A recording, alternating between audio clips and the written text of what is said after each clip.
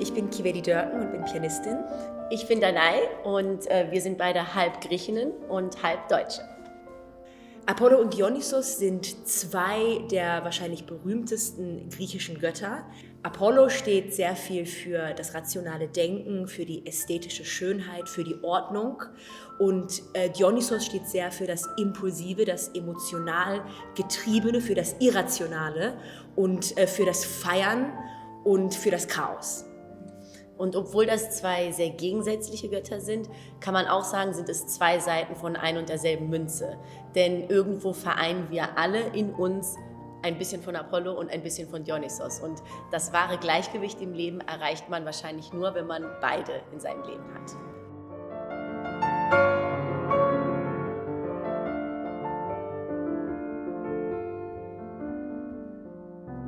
Allein schon die Tatsache, dass man künstlerisch tätig ist und musiziert, ist ja etwas, was auch sehr stark mit ästhetisch und mit ästhetischem Ausdruck zu tun hat. Das heißt, Apollo, die Seite von Apollo, ist etwas, was in der Musik sehr stark vorhanden ist. Und er ist ja auch, wie wir wissen, der Gott der Musik und der Gott der Künste, generell nicht nur der Musik. Und daher ist das, würde ich sagen, etwas, was schon ganz automatisch mit reinfließt. Wir suchen in dem, was wir machen, das Schöne, vielleicht das Perfekte, das Unantastbare. Wir versuchen etwas zu kreieren, was es vielleicht in der Welt außerhalb der Musik gar nicht gibt und versuchen diese Oase der Schönheit zu machen, und das ist absolut Apollo.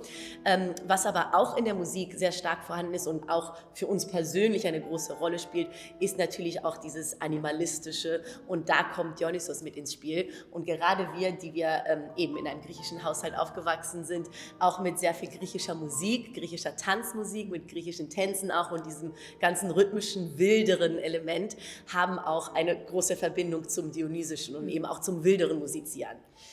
Von der einen Seite ist natürlich Apollo sehr stark in dieser Schönheit der Kunst, dieser Unantastbarkeit manchmal von Kunst sehr stark vertreten. Aber Dionysos ist das, was die Kunst dann letztendlich menschlich macht und zugänglich macht und was auch vielleicht dann die Hoffnung gibt, dass man selber dadurch vielleicht ein bisschen über seine eigenen Menschlichkeit hinaus erleben kann.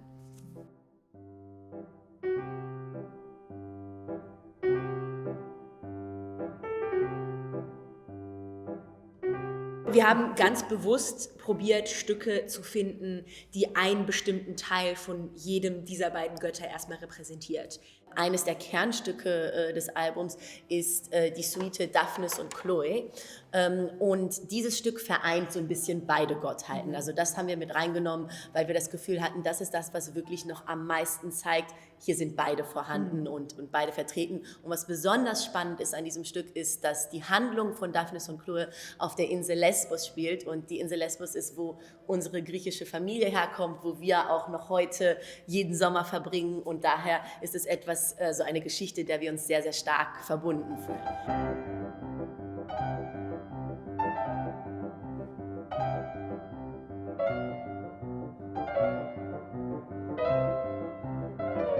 Ich glaube, wenn man diese CD hört, dann kann man das total als Chance sehen, um in sich selber den eigenen Dionysos und den eigenen Apollo zu suchen, zu schauen, vielleicht welcher dieser beiden Energien man von Natur aus stärker verbunden ist, und dann aber auch zu schauen, ob man der anderen Gottheit vielleicht auch sich näher fühlen kann und vielleicht Elemente der anderen Gottheit in sich selber finden kann, um dann eigentlich wirklich diesen Prozess zu starten, der so toll ist, nämlich das Gleichgewicht in sich selber zu finden.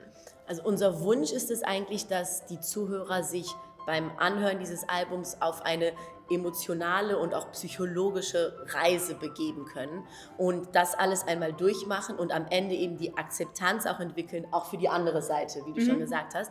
Und ein anderer Grund, sich das Album anzuhören, ist natürlich auch, dass da einige ganz neue Bearbeitungen drauf sind, die es so bisher noch nicht gab. Und es gibt auch andere, eher selten zu hörende Werke, zum Beispiel von Glière sind 2 Stücke zu hören, die auch nicht so oft gespielt werden, und so ein paar Juwele, die man vielleicht seltener hört, für die es sich auch auf jeden Fall lohnt, reinzuhören.